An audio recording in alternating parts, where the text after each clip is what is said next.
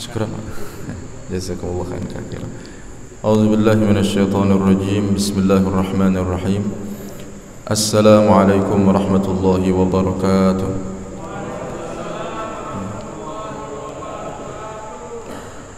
Innal hamdalillah nahmaduhu wa nasta'inuhu wa nastaghfiruh wa na'udzu billahi min shururi anfusina wa min sayyiati a'malina.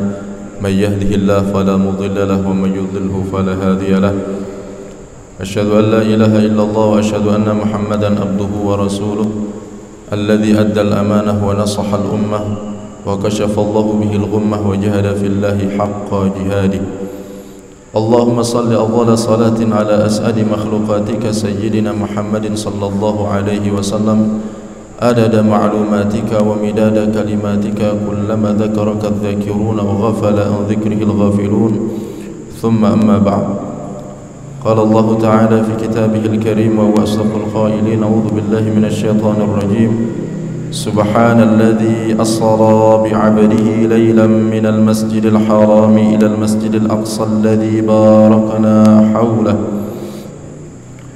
لنريه من آياتنا إنه هو السميع البصير صدق الله العظيم. Bapak-bapak, para alim ulama, para asatidz, para tokoh jamaah Masjid Raya Telaga Kahuripan yang insyaallah dimuliakan oleh Allah Subhanahu wa taala. Alhamdulillah kembali Allah pertemukan kita dalam keadaan sehat walafiat, masih diberikan umur oleh Allah. Mudah-mudahan Allah senantiasa memberikan kepada kita taufiknya, hidayahnya, inayahnya agar kita senantiasa berada di jalan Allah Subhanahu wa taala, istiqamah berpegang teguh kepada kitabullah dan sunnah Rasulullah sallallahu alaihi wasallam sampai pada akhirnya kita bertemu dengan jadwal pulang kita masing-masing. Jadi insyaallah kita udah ada jadwalnya masing-masing nih Pak. Ya, kalau ngukur ke usianya Rasulullah, ya Rasul kurang lebih 63 tahun. Jadi kalau hari ini ada yang 62 tahun 11 bulan, siap-siap. Ya, bisa jadi Allah kasih bonus gitu. Ya, tapi itulah usia, kita nggak pernah tahu. Kadang-kadang yang nggak sakit juga meninggal, yang masih muda juga inna lillahi wa inna ilaihi rajiun. Ya, yang penting buat kita adalah ketika Allah memberikan umur pada kita, Allah berikan kemudahan kepada kita untuk istiqamah di jalan Allah Subhanahu wa taala. Malam hari ini insyaallah kita akan membahas tentang Al-Isra wal Mi'raj. Insyaallah saya yakin betul bapak-bapak udah hafal ini. Ya, karena diulang-ulang munasabahnya, momentumnya, diceritakan peristiwanya, insyaallah kita sudah hafal. Tapi insyaallah kita sedikit mengulang dan mengambil hikmah dari perjalanan yang fenomenal ini, yang Allah tidak anugerahkan kepada siapapun kecuali pada Rasulullah sallallahu alaihi wasallam. Jadi perjalanan ini perjalanan istimewa yang Allah hanya anugerahkan kepada Rasulullah sallallahu alaihi wasallam. Jadi masya Allah nih perjalanannya. Di saat Rasulullah sallallahu alaihi wasallam bersedih karena ditinggal oleh Sayyidah Khadijah dan juga ditinggal oleh Sayyidina Abu Talib, ya, ditinggal oleh dua orang yang paling dicintai oleh Rasulullah sallallahu alaihi wasallam. Di tahun yang sama kehilangan dua orang yang dicintai oleh Rasulullah. Tidak hanya dicintai karena dua orang ini juga sangat berpengaruh bagi dakwah Rasulullah sallallahu alaihi wasallam. Sayyidah Khadijah ini masya Allah Pak, istri yang tidak hanya cantik, istri yang tidak hanya kaya, tetapi istri yang juga mendukung dakwah Rasulullah SAW. Saya yakin bapak-bapak juga punya istri yang kurang lebih mirip-mirip kayak Sayyidah Khadijah. Ya Pak ya? Alhamdulillah. Alhamdulillah harus agak ikhlas Pak. Alhamdulillah Pak, karena istri kita alhamdulillah menyokong kita, mendukung kita di saat kita masih nol sampai sekarang kita masya Allah berjaya Pak. Ya. Ini Sayyidah Khadijah juga begitu. Rasulullah SAW didukung betul dakwah Rasulullah SAW. harta Sayyidah Khadijah itu dihabiskan untuk dakwah Rasulullah SAW, maka wajar saja Rasulullah sangat kehilangan. Bahkan kalaupun Rasulullah sudah menikah dengan Sayyidah Aisyah, ya, wanita di antara istri Rasul yang paling cantik, saking cantiknya Pak, itu pipinya tuh merah gitu. Pipinya tuh merah Pak. Makanya Rasulullah itu romantis manggilnya juga ya Humairah, wahai wanita yang pipinya kemerah-merahan. Memang cantik Pak. Tapi mohon maaf, kalau bicara tentang cinta, maka Rasulullah lebih cinta kepada Sayyidah Khadijah. Jadi kalau bareng dengan Sayyidah Aisyah, kadang-kadang Rasulullah nggak sengaja bercerita tentang indahnya semasa hidup dengan Sayyidah Khadijah, maka Sayyidah Aisyah cemburu. Coba bayangin, Sayyidah Aisyah cemburu kepada orang yang sudah wafat. Itu saking cintanya Rasulullah SAW pada Sayyidah Khadijah. Jadi wajar saja ketika ditinggal Rasulullah betul-betul kehilangan. Nah, kalau Rasulullah ini nikah lagi karena tuntunan Pak, ada perintah biasanya dari Allah Subhanahu Wa Taala karena kepentingan dakwah, ya, karena kepentingan Islam, gitu. Maka Rasulullah menikahi wanita lain. Nah, termasuk juga misalnya ada perempuan-perempuan yang ditinggal jihad lalu mujahidnya meninggal. Nah, itu Rasulullah nikahi. Dan kebanyakan nggak terlalu cantik Pak. Kali bapak-bapak pengen nyunah kayak Rasulullah. Tapi begitu syaratnya Pak, ya, syaratnya tuh begitu, nggak semudah yang kita bayangkan. Berikutnya Sayyidina Abu Thalib juga wafat di tahun yang sama, ya, mendukung dakwah Rasulullah SAW, sampai-sampai orang musyrik Quraisy itu nggak berani megang Rasulullah, nggak berani punya pikiran untuk merencanakan pembunuhan pada Rasulullah SAW. Benci iya, ya, kadang-kadang melakukan perbuatan yang tidak mengenakan kepada Rasulullah, iya, tapi sampai ingin melakukan pembunuhan nggak berani karena masih ada Abu Thalib. Jadi Abu Thalib ini min sadati Quraisy, jadi di antara para pemuka Quraisy. Jadi nggak berani deh orang-orang musyrik Quraisy nih, ya, nyentuh Rasulullah SAW dalam pengertian punya niatan membunuh tuh nggak berani. Nah, ketika meninggal dua orang ini, orang-orang Muslim juga berpikir, habis nih Islam nih kalau begini nih. Habis nih Islam. Kenapa? Sayyidina Abu Thalib sudah nggak ada lagi yang jaga Rasulullah SAW. Rasulullah SAW aja itu mungkin direncanakan untuk dibunuh, apalagi kita, itu kata orang-orang Islam tuh.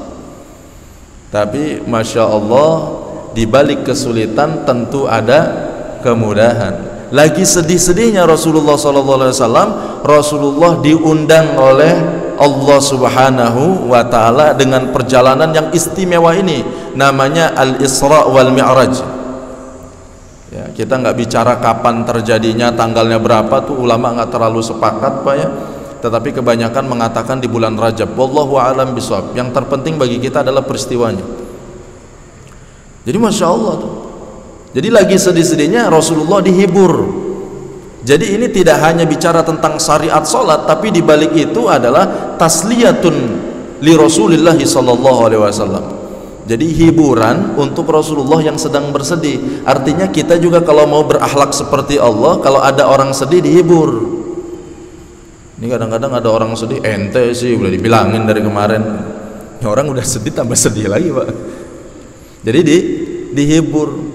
Nah, Rasulullah SAW dihibur oleh Allah Subhanahu wa Ta'ala. Lagi sedih-sedihnya dihibur, maka Masya Allah, ya, udah gitu hiburannya Masya Allah Pak. Perjalanan Isra Mi'raj dari Masjidil Haram menuju Masjidil Aqsa, dari Masjidil Aqsa menuju Sidratul Muntaha, dari Sidratul Muntaha bertemu dengan Allah Subhanahu wa Ta'ala. Wallahu a'lam bishawab. Nah, inilah Pak kita hikmah pertama, artinya setiap kita pasti diuji Pak. Ya, setiap kita pasti diuji, dan di balik ujian pasti ada kemudahan. Maka kita hafal ayatnya insya Allah, ya. Bahkan tidak hanya hafal ayatnya, kita hafal suratnya. Alam nashrah laka sadrak wa wada'na anka wizrak alladhi anqada dhahrak wa rafa'na laka dhikrak fa inna ma'al usri yusran, inna ma'al usri yusra. Itu coba lihat Pak secara gramatikal bahasa Arab. Fa inna ma'al usri, al-usru, ketika bicara kesulitan Allah menggunakan alif lam. Itu alif lam ma'rifah atau alif lam ta'rif. Jadi kalau ada alif lamnya disebut 2 kali, maknanya tetap satu, Pak. Contoh misalnya iftahil bab, buka pintunya. Yang bicara dengan yang mendengar tahu pintu yang mana yang harus dibuka. Gitu. Jadi kalau di Al-Qur'an tadi fa inna ma'al usri yusra, inna ma'al usri yusra. Dalam 2 ayat itu kata usrun, kesulitan, itu menggunakan alif lam yang menandakan kesulitan itu hanya sedikit, Pak. Ya, satu. Tadi kalau kita bilang buka pintunya, iftahil baba, buka pintunya, yang berbicara dengan yang mendengar tahu pintu mana yang harus dibuka. Berarti sudah spesifik, Pak. Tapi kalau yusran tuh nggak pakai alif lam. Fa inna ma'al usri yusra. Yusra artinya kemudahan. Kalau nggak pakai alif lam berarti kemudahannya itu banyak, Pak. Iftah baban, buka pintunya. Pintu yang mana? Karena nggak ada alif lam berarti pintunya banyak, umum. Nah, artinya di sini sebenarnya Allah tuh kalau ngasih kesulitan itu nggak lebih banyak dibandingkan kemudahan, Pak. Coba cek bapak-bapak, dari awal kita lahir sampai sekarang kita duduk di tempat ini, lebih banyak sakitnya atau lebih banyak sehatnya? Lebih banyak sehatnya. Lebih banyak bahagianya atau lebih banyak bersedihnya? Lebih banyak bahagianya. Kalau sekarang kita sakit gigi, pernah insya Allah ya bapak-bapak sakit gigi? Coba selama hidup tuh lebih banyak sakit gigi atau nggak sakit gigi? Cuman kan kadang-kadang kita tuh emang begitu, Pak. Innal insana khuliqa halu'a, idza massahu syarru jazua wa idza massahul khairu manua. Memang kalau giliran dapat kesulitan tuh waduh ini ya Allah, ujian lagi nih ya Allah. Padahal baru dikit ujian. Kita mah belum ada apa-apanya. Jadi ini hikmah yang pertama di balik perjalanan Isra wal Mi'raj itu. Satu ya. Jadi di setiap ujian pasti ada kemudahan dan kita diberikan tuntunan oleh Allah kalau diuji bersabar, beristirja, ucapkan innalillahi wa inna ilaihi rajiun, dan kita berdoa Allahumma ajurni fi musibati wa akhlifni khairan minha. Ya Allah, berikan pahala dari musibah yang Engkau berikan pada kami dan gantikan dengan yang lebih baik. Ya mohon maaf, Pak, kadang-kadang kita menganggap sesuatu yang buruk itu buruk aja, padahal bisa jadi di balik yang buruk ada kebaikan. Jadi nggak melulu sakit itu ujian, bisa jadi sakit itu adalah nikmat. Nggak melulu miskin itu musibah, bisa jadi miskin adalah nikmat. Nggak melulu kaya itu nikmat, bisa jadi itu ujian, gitu. Wa nabluukum bisyarri wal khairi fitnah, dan kami uji kalian dengan kebaikan dan juga sesuatu yang dianggap tidak enak. Fitnah itu ujian semua. Nah ini titik awal nih, titik balik dari perkembangan Islam itu berawal dari meninggalnya 2 orang penting ini. Tetapi ini ada hikmahnya juga. Jangan sampai ada orang-orang berpikir Islam itu bisa tumbuh kembang kan karena ada Abu Thalib. Abu Thalib yang dukung. Coba kalau nggak didukung sama Abu Thalib, mungkin Islam nggak berkembang. Kalau Sayyidina Abu Thalib tetap hidup sampai perjalanan hijrah, itulah hikmahnya gitu. Ya. Yang kedua, Rasulullah sebelum melakukan perjalanan Isra wal Mi'raj itu disebutkan dalam beberapa riwayat dibelah dadanya, dicuci jantungnya, ya, dicuci jantungnya atau dicuci hatinya, dicuci, dibersihkan gitu. Nah, beberapa kali memang riwayatnya Rasulullah itu dibelah dadanya dulu saat usia beliau masih kurang lebih 5 tahun. Kemudian riwayat yang lain mengatakan menjelang mendapatkan wahyu yang pertama, yang ketiga menjelang Isra wal Mi'raj itu dibelah dulu, dibersihkan sebelum bertemu dengan Allah Subhanahu wa taala.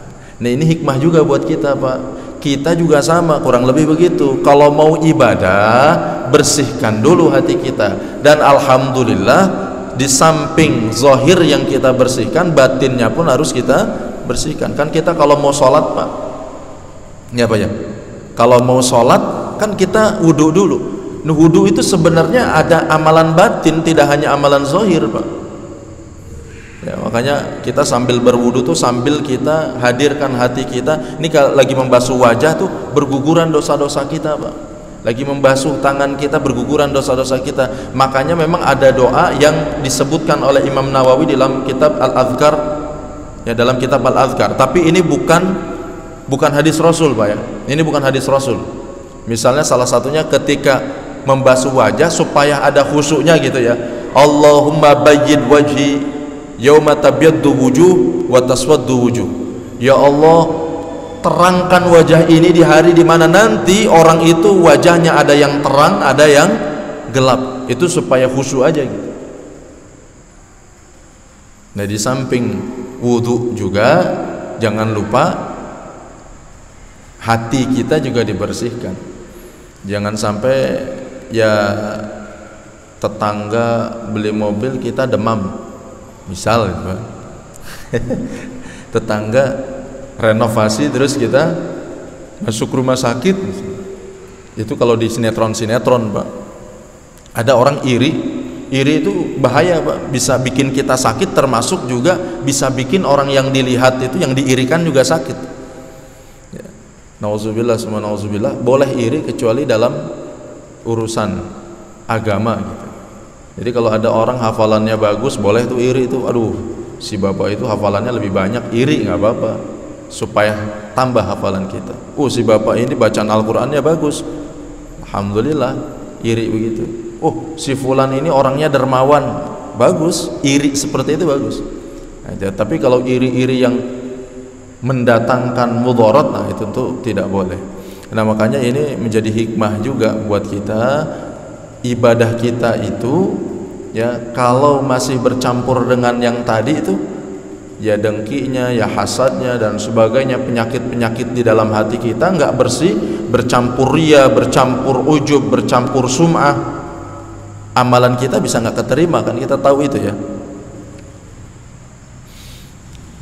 Lagi ada orang lain, kita baca Qur'annya bagus banget, Pak. Bismillahirrahmanirrahim. Alhamdulillahi rabbil alamin. Lagi ada mertua di rumah, Pak. Mertua balik, alhamdulillahi rabbil alamin arrahmanirrahim maliki yaumiddin. Kecepatan, ya, terlalu cepat, akhirnya lupa makharijul hurufnya, lupa tajwidnya. Atau sum'ah, tadi malam tahajud, nggak ada yang lihat, nggak ada yang dengar, tapi pagi-pagi kita ngobrol sama teman-teman kita, sama saudara kita, sama rekan kerja kita. Saya tuh kalau nggak tahajud tuh nggak betah. Tadi malam tuh saya tahajud, masya Allah. Itu hati-hati, Pak. Bisa jadi itu sum'ah. Tapi kalau ada orang yang kayak begitu, jangan kita menganggap dia sum'ah. Kita jangan suuzon, dia sedang memotivasi kita. Tapi kalau kita yang melakukannya, hati-hati aja, perbaiki dulu niatnya. Tapi nggak apa-apa untuk memotivasi. Ya. Itu Pak ya. Mari kita bersihkan hati kita. Makanya dulu ada seorang sahabat Rasul lagi kumpul begini, Rasul bersabda, nanti akan keluar laki-laki dari pintu ini yang sudah dijamin masuk surga. Keluar orang itu, Pak. Keluar orang itu dalam keadaan sudah berwudu. Besok lagi begitu Rasul mengatakannya, akan ada orang yang sudah dijamin masuk surga. Orangnya sama yang kemarin juga, Pak. 3 hari berturut-turut Rasul menyampaikan hal yang sama dan orangnya itu juga. Maka ada sahabat Rasul namanya Sayyidina Abdullah bin Amr bin As. Ini penasaran nih, apa nih sebenarnya orang ini kok bisa jadi ahli surga, sudah dijamin oleh Rasulullah. Dan kita tahu kalau yang jamin Rasulullah itu bukan dari hawa nafsu. Wa ma yantiqu 'anil hawa in huwa illa wahyu yuha. Yang disampaikan oleh Rasulullah itu wahyu, apalagi urusannya jaminan surga gitu. Itu Masya Allah. Akhirnya minta nginep nih Sayyidina Abdullah bin Amr bin As. Itu dicek, Pak, setiap malam, nggak ada. Dikirain tuh malam-malam tahajud sampai ketemu subuh, enggak juga. Dikirain baca Quran, hatam Quran kali semalaman, semalam suntuk, enggak juga. Malam pertama, mungkin malam kedua kali. Malam kedua, mungkin malam ketiga. Ternyata 3 malam berturut-turut tidak ada yang dilakukan kecuali kalau bangun zikir sedikit tidur lagi, zikir sedikit tidur lagi. Jadi kalau kebangun, alhamdulillah, tidur lagi. Bangun lagi, astagfirullah, tidur lagi, gitu, Pak. persis kayak saya begitu. Jadi kalau alarm nyala kita matiin, tidur lagi. Alarm nyala, matiin, tidur lagi. Tapi bisa dijamin masuk surga ini. Pagi-paginya pamitan pulang. Jadi kata Sayyidina Abdullah bin Amr bin As, ini saya sebenarnya nginep pengen tahu apa amalan kamu, karena kamu sudah dijamin surga oleh Rasulullah. Apa sih sebenarnya amalannya? Ya nggak ada, sebagaimana yang kamu lihat, begitu-gitu doang. Ya, pas mau pulang dipanggil sama orang ini, sebentar dulu, mungkin ada satu amalan yang dikabul kali oleh Allah, mungkin gara-gara ini diterima. Apa itu? Setiap malam saya berusaha untuk menghilangkan rasa iri saya kepada saudara-saudara saya. Saya tidak pernah iri kepada tetangga saya, kepada salah seorang muslim yang diberikan kebaikan oleh Allah Subhanahu wa taala. Itu aja, Pak. Dijamin masuk surga oleh Rasulullah sallallahu alaihi wasallam. Tapi ini bukan dalil untuk bapak-bapak tidak tahajud nanti malam. Nggak usah tahajud nah, yang penting hatinya bersih. Ya nggak begitu, itu bukan dalilnya itu sebenarnya. Maksudnya supaya kita bersih hatinya. Wallahu a'lam bishawab. Itu yang kedua, Pak. Hikmah yang ketiga, bahwa Isra Mi'raj ini ujian akidah, Pak. Jadi ketika Rasul pulang subuh-subuh itu, pulang dari perjalanan dari Sidratul Muntaha dan menyampaikannya kepada orang-orang Quraisy, itu jangankan orang Quraisy, Pak, orang yang baru masuk Islam, kali baru sebulan, baru 2 bulan, baru beberapa hari, itu langsung, Pak, murtad. Waduh, udah gak bener nih kalau begini. Bener kata orang-orang Quraisy yang lain yang belum masuk Islam, Muhammad gila nih kayaknya nih, gitu, Pak. Jadi orang-orang Quraisy bilang, tuh lihat tuh Muhammad kelakuannya tuh, ngaku-ngaku yang nggak bener, ngaku-ngaku berangkat dari Masjidil Haram ke Masjidil Aqsa, itu perjalanan nggak cukup 1 malam, apalagi bolak-balik. Akhirnya dibilang gila. Banyak tuh, Pak, yang murtad, Pak, banyak yang keluar dari Islam. Jadi Isra Mi'raj itu ujian akidah, Pak, ujian akidah juga. Makanya orang Quraisy itu pinter nih. Coba kita datengin Abu Bakar, karena Abu Bakar ini teman yang paling akrab bagi Muhammad ini. Kalau dia bilang dia nggak percaya, kalau dia bilang dia nggak yakin, udah runtuh nih agama nih. Makanya buru-buru didatengin Abu Bakar. Abu Bakar, itu teman kamu ngaku-ngaku tuh kalau dia habis pulang dari Masjidil Aqsa, bahkan katanya habis pulang dari langit, cuman dari sebagian malam, ngakunya begitu. Kamu percaya nggak, Abu Bakar? Ini Sayyidina Abu Bakar, Masya Allah keimanannya. Kata Sayyidina Abu Bakar, kalau betul itu yang disampaikan oleh Rasulullah SAW, maka akulah orang yang pertama kali membenarkannya, meyakininya dan mempercayainya. Makanya dapat As-Siddiq. Ini asbabul wurudnya nih. Kenapa Abu Bakar As-Siddiq? Karena beliau adalah orang yang senantiasa membenarkan dakwah Rasulullah SAW. Jadi ini ujian akidah, Pak. Kita juga sama diuji, Pak, akidah kita ini, Pak. Ya, kalau dulu para sahabat diuji akidahnya, kita juga sama, Pak. Sampai nanti bertemu dengan ajal kita akan diuji akidah kita, Pak. Gak gampang meninggal dalam keadaan Islam tuh, gak gampang. Apalagi kita ada di zaman yang serba aneh nih. Ya, yang pagi-pagi masih beriman, sore dikit udah kafir. Ya, sore masih beriman, pagi-pagi bisa jadi udah murtad, Pak. Bahkan orang hari ini bisa jadi banyak orang yang murtad tuh nggak ngerasa gitu, ya, nggak sadar kalau dia udah murtad, nggak sadar kalau dia udah keluar dari Islam. Ini di zaman yang kayak begini sekarang, Pak. Coba aja sekarang statementnya aneh-aneh, Pak. Coba ya, saya nggak berani ngomong. Kira-kira begitu, Pak. Ini ujian akidah, Pak. Tapi ujian akidah kita ini belum ada apa-apanya. Dulu Rasulullah melakukan perjalanan Isra. Kita tahu Isra Rasulullah pakai buruk, Pak, ya. Buruk itu asal kata dari barkun. Barkun itu kilat. Jadi bisa difahami kecepatan binatang itu yang tidak lebih tinggi dari kuda, ya, tapi nggak sependek keledai. Jadi pertengahan antara kuda dan keledai, gitu ya. Itu kecepatannya kecepatan cahaya. Kalau bapak-bapak punya senter dinyalain, tek, senter udah langsung sampai sono, ya. Nah, ini memang nggak masuk akal, Pak. Makanya karena nggak masuk akal, Allah menyampaikannya dengan subhanalladzi asra bi abdihi, maha suci Allah yang memperjalankan. Jadi bukan Muhammad yang berjalan, tapi Muhammad, Sayyidina Muhammad, Nabi Muhammad diperjalankan. Kita kalau ke Mekah pakai kaki kita, nyampainya kapan, Pak? Kita nggak pakai kekuatan kita, pakai pesawat. Pakai pesawat kurang lebih 9 sampai 10 jam. Itu namanya asra, diperjalankan oleh apa? Oleh kekuatan pesawat atas izin Allah Subhanahu wa taala. Ini Rasulullah sallallahu alaihi wasallam juga sama, asra bi abdihi. Maka dari awal Allah sudah menyampaikan Nabi Muhammad ini melakukan perjalanan Isra tidak dengan kekuatannya, dengan kakinya, tetapi dengan kekuatan Allah Subhanahu wa taala. Ini ujian akidah. Makanya Rasulullah ketika melakukan perjalanan itu nyium bau wangi, Pak. Jibril ini wangi amat, Jibril. Ini tempat apa? Ini hadis ini diriwayatkan oleh Imam Ibnu Hibban. Kata malaikat Jibril, ini tempat tukang sisir putrinya Fir'aun. Tukang sisir, Pak. Jadi dulu ada kerjaan jadi tukang sisir. Jadi sesultan-sultannya, zaman sekarang kan kalau orang kaya disebutnya sultan, Pak, atau apa, crazy rich zaman sekarang. Tapi sekaya-kayanya orang hari ini nggak ada tuh nge-hire orang kerjaannya apa? Kerjaannya nyisirin aja ya, itu nggak ada. Tapi Fir'aun tuh saking kayanya, saking berkuasanya tuh ada tuh tukang sisir khusus buat nyisir doang, Pak. Nah, makanya sisir itu dalam bahasa Arab mustun. Tukang sisir namanya masyitotun. Masyitoh. Ya, masyitoh. Jadi ini adalah tempat tukang sisirnya Fir'aun. Kenapa tukang sisir Fir'aun, wahai Jibril? Jadi dulu ketika dia lagi nyisir putrinya Fir'aun, sisirnya jatuh.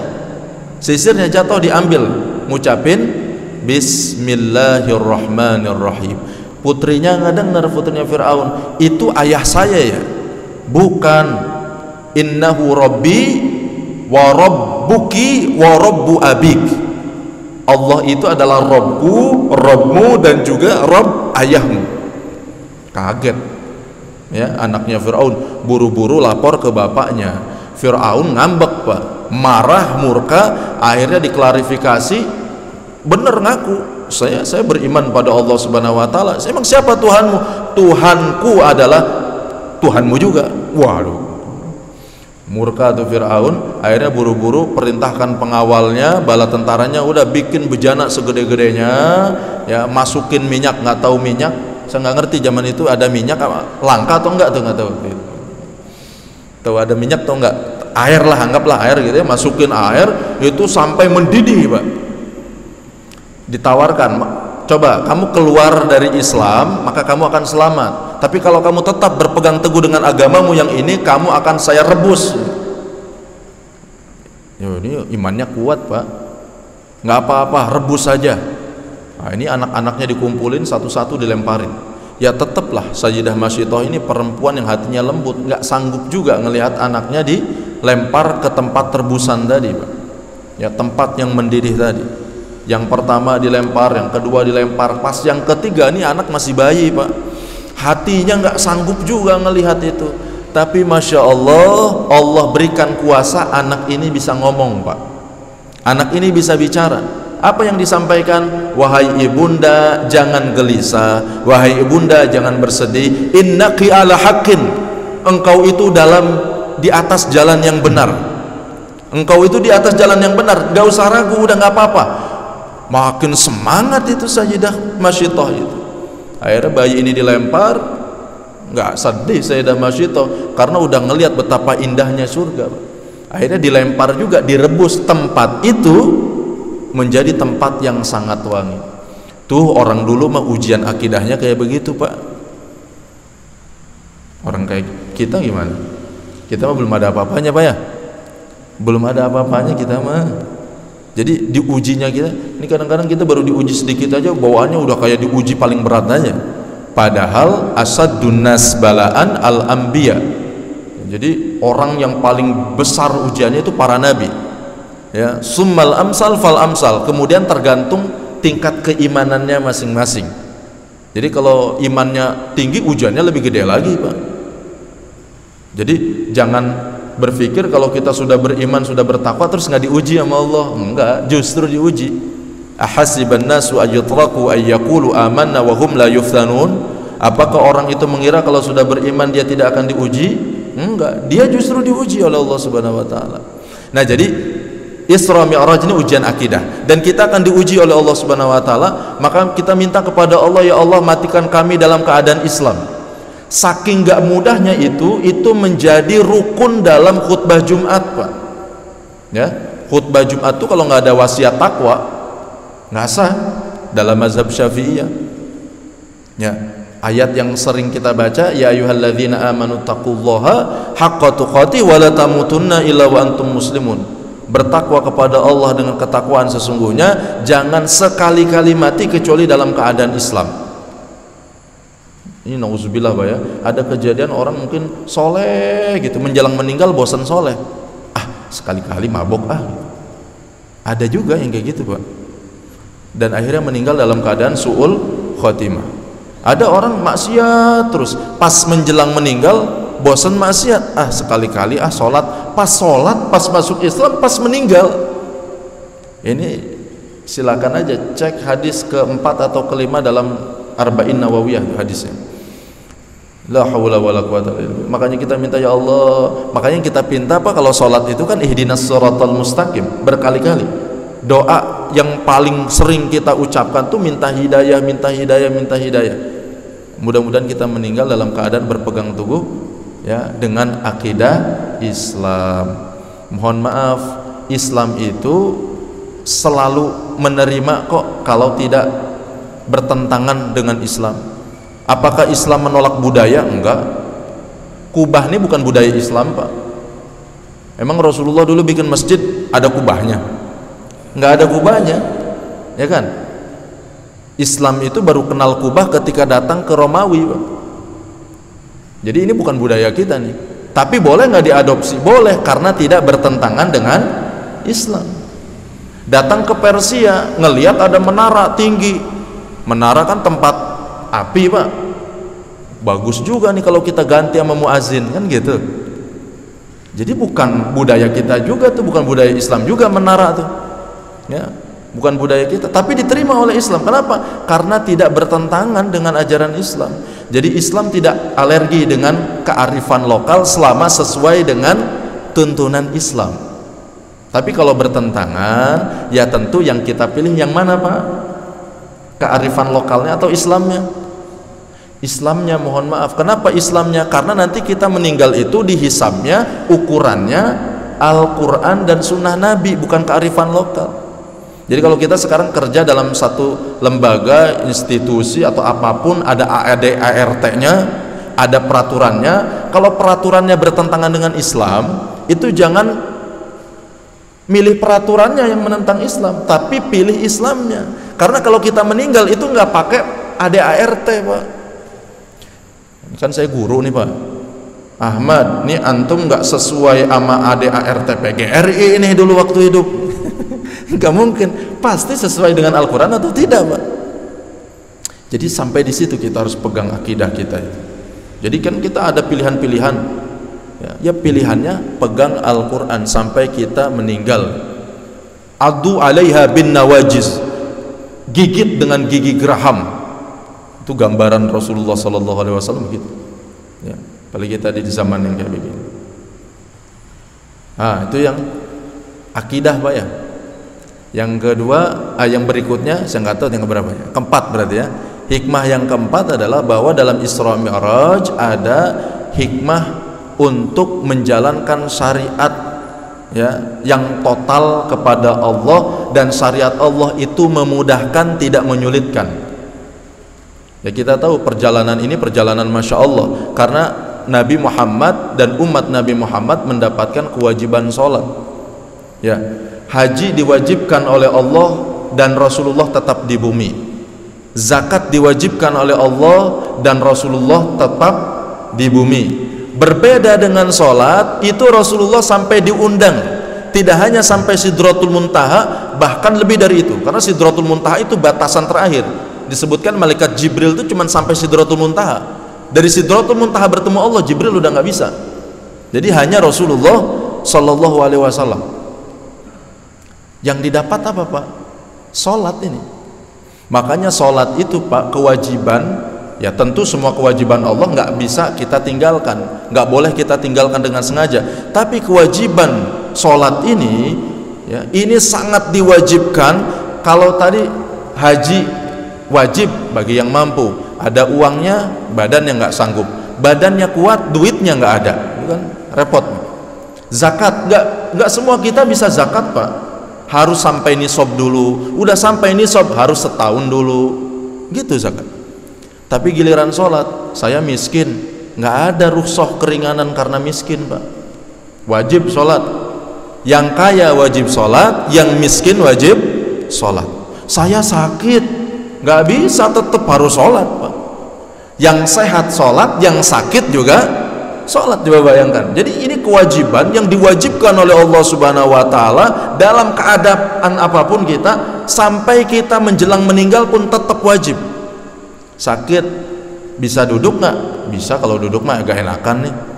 Ya udah duduk sholatnya. Nggak bisa duduk, udah tiduran. Nggak bisa tiduran, pakai isyarat. Jangan bisa gerak cuman kelopak mata, udah sholatnya pakai kelopak mata Pak. Nggak bisa juga, berarti tinggal kita takbirin 4 kali. Karena innalillahi wa inna ilaihi rajiun. Tapi mohon maaf sekarang itu ya Allah ya Karim, umat Nabi Muhammad ini sebagiannya justru nggak perlu sakit udah absen tuh sholat Pak. Ya, jadi nggak kudu meninggal dulu udah nggak mau sholat Pak. Banyak nih ngambil paketnya macam-macam, ada yang paket maghriban gitu ya. Insya Allah kalau Bapak saya husnuzon paketnya 5 waktu, tapi ada mungkin yang paketnya sehari sekali, itu biasanya maghrib doang gitu, maghrib dong. Ada yang paketnya seminggu sekali, Jumatan doang gitu. Ada yang paketnya insidentil, gerhana dia datang ya, sholat gerhana dia datang tuh. Ada yang paketnya tahunan Pak, Idul Fitri, Idul Adha Pak. Idul Fitri, Idul Adha itu hukumnya sunnah muakkadah, nggak sampai wajib, nggak sampai wajib, tapi sampai keluar-luar, betul nggak Pak? Sampai keluar-luar. Kenapa yang wajib kita cuma 3 sok? Jadi ini harus kita benerin juga nih. Yang sunnah kita utamakan, yang wajib kita tinggalin, sengaja lagi ninggalinnya coba. La haula wala quwwata illa billah. Makanya nggak ada Pak. Kalau sholat itu, kalaupun kita tinggalkan 1 tahun kita nggak sholat, tetap harus diqadha. 1 tahun terus diqadha Pak. Itu mazhab jumhur Pak ya, mazhab jumhurul ulama, mereka sepakat sholat itu kalau dulu kita ninggalin waktu kita zaman jahiliyah dulu misalnya 2 tahun nggak sholat tuh 2 tahun diganti Pak. Nggak cukup tobat doang Ustadz, nggak cukup, nggak cukup, itu mazhab jumhur nggak cukup. Jadi setelah tobat iringi dengan qadha. Bagaimana cara qadhanya? Sholat isya bareng dengan imam di sini, habis sholat isya qadha. Sholat subuh bareng dengan imam di sini, habis sholat subuh qadha subuh yang setahun itu.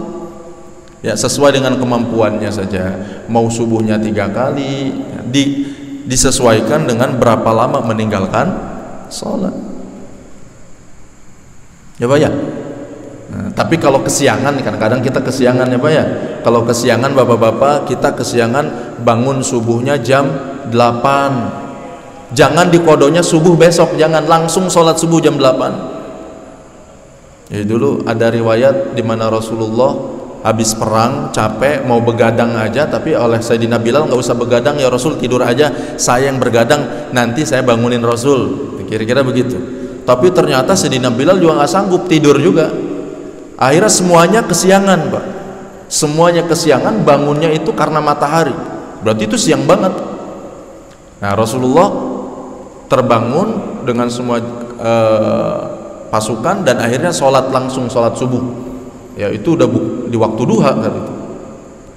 Jadi begitu kalau kita bangun kesiangan subuh langsung qadha Pak, bangun jam berapapun ya.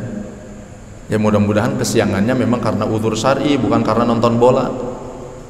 Nonton bola beres jam 4 kurang 15 menit lagi subuh dia malah tidur. La haula wala quwwata illa billah. Ya syariat ini ayo kita lakukan Pak, terapkan untuk keluarga kita, anak-anak kita. Jadi nggak ada sesi tanya jawab nih. Ya Allah ya Karim. Nah ini yang terakhir sebelum kita tutup, hikmah berikutnya adalah hikmah silaturahmi. Ya, karena dari Isra itu dari Masjidil Haram ke Masjidil Aqsa, Rasulullah di perjalanan bertemu para nabi, mengimami 124.000 nabi dan 313 rasul. Nah, di situ ada hikmah kata para ulama, sebelum kita melakukan ibadah kepada Allah jangan lupa ibadah dengan sesama. Jangan sampai kita jadi orang bangkrut. Orang bangkrut itu adalah orang yang nanti hari kiamat bawa pahala zakat, bawa pahala haji, bawa pahala umroh, tapi ternyata hubungannya dengan tetangga nggak baik. Nah, nanti bayar hutang dia di sana, Pak. Gimana cara bayar hutangnya? Pakai pahala. Yang dizoliminnya banyak banget, Pak. Pahala dia habis. Bagaimana cara bayarnya? Dosa orang yang kita zolimi ditimpakan ke kita. Nauzubillah summa nauzubillah. Makanya perbaiki juga hubungan kita dengan sesama dengan tetangga. Karena sudah habis waktunya, ini mohon maaf saya lupa, jadi nggak ada sesi tanya jawab, mohon maaf ini. Ini yang bisa disampaikan, yang benar tentunya datang dari Allah, yang keliru tentu dari pribadi saya. Mari kita sama-sama tutup dengan kafaratul majlis. Tapi sebelum ditutup, benar nggak perlu ada pertanyaan kan, Pak? Kita tutup dengan kafaratul majlis. Subhanakallahumma wa bihamdika asyhadu an la ilaha illa anta astaghfiruka wa atubu ilaik. Rabbana zidna ilman warzuqna fahman wa wafiqna amalan salihan. Rabbana atina fid dunya hasanah wa fil akhirati hasanah wa qina adzaban nar. Wa sallallahu ala sayyidina Muhammad wa ala ali sayyidina Muhammad walhamdulillahi rabbil alamin. Wassalamu alaikum warahmatullahi wabarakatuh.